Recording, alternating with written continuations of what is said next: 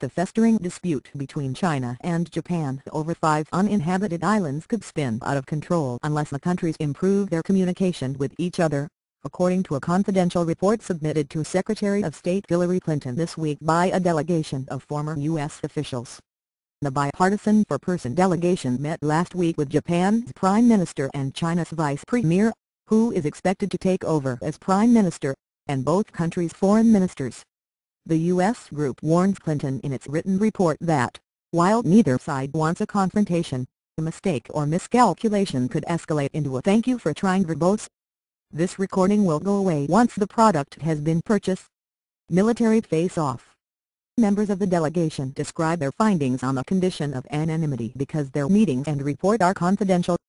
Clinton dispatched the mission in an effort to assess ways to reduce mounting tensions in light of Japan's nationwide elections next year, an imminent leadership change in China and rising nationalist rhetoric in both Asian countries over the islands in the East China Sea.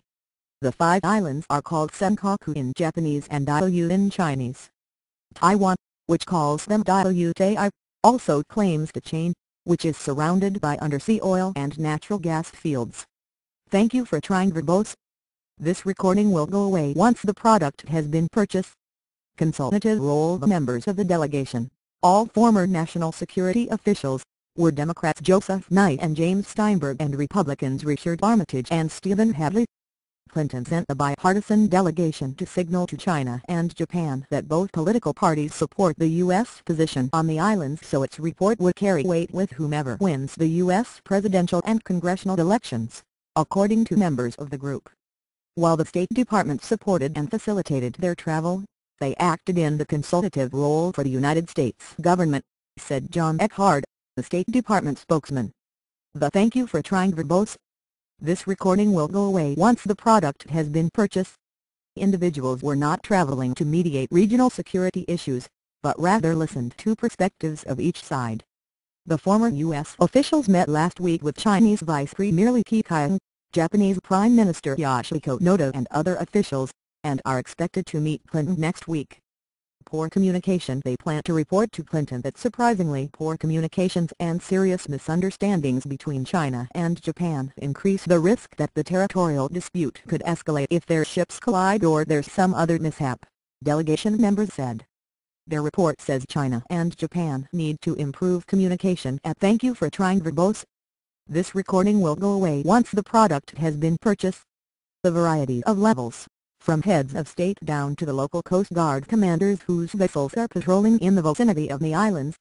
Japan issued a protest this week when 4 Chinese patrol boats entered the waters near the disputed islands after officials of the 2 countries met last week in Shanghai in an attempt to improve relations.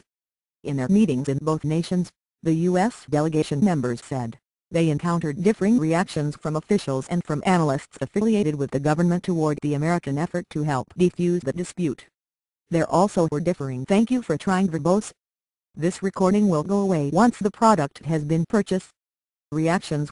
The members said, to the delegation's message that the U.S. recognizes Japan's administrative control of the islands, so it's bound by Article V of the Japan-U.S. Security Treaty to consult with Japan whenever the security of Japan or international peace and security in the Far East is threatened.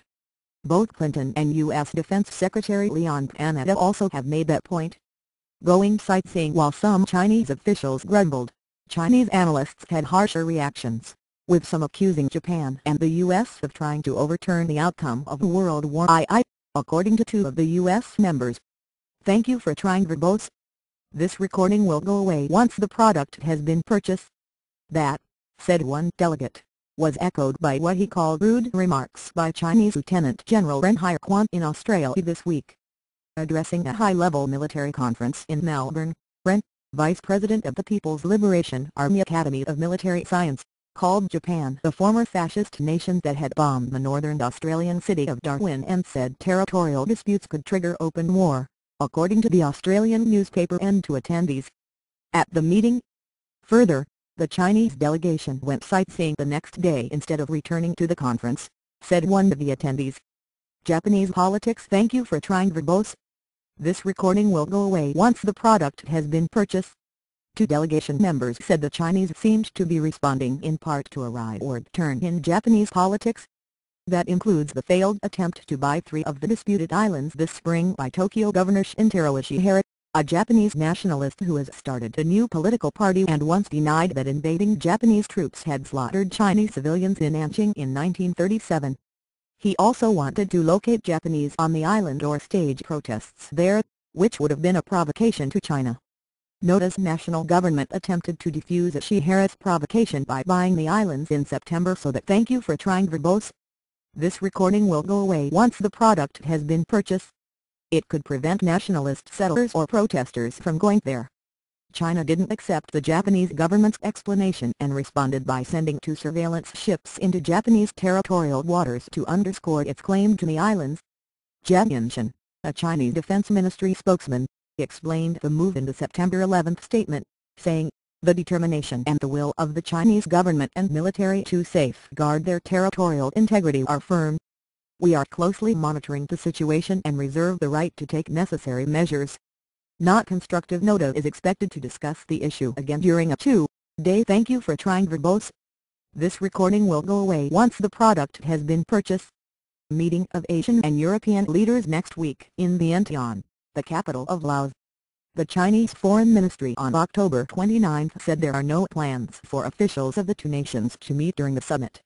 A Japan expert at the Chinese Academy of Social Science told the China Daily that most of Japan's proposals that have been made public so far are not constructive, and it has just glossed over things without due sincerity. In the short run, one member of the U.S. delegation said, "There's little the U.S. can do to resolve the dispute. The best thank you for trying verbose." This recording will go away once the product has been purchased. The U.S. can hope for it to ease tensions, and that's not guaranteed to avert any skirmish, he said. Still, another member said that strong diplomacy in person by U.S. officials based in the region, as well as high-level statements made by Clinton and Pineda, does make a difference and reduces the risks of military conflict. U.S. Diplomacy Assistant Secretary of State Kurt Campbell, the State Department's top East Asia official, discussed the islands on October 23 with Chinese Vice Foreign Minister Cui Tiankai at a conference in San Francisco.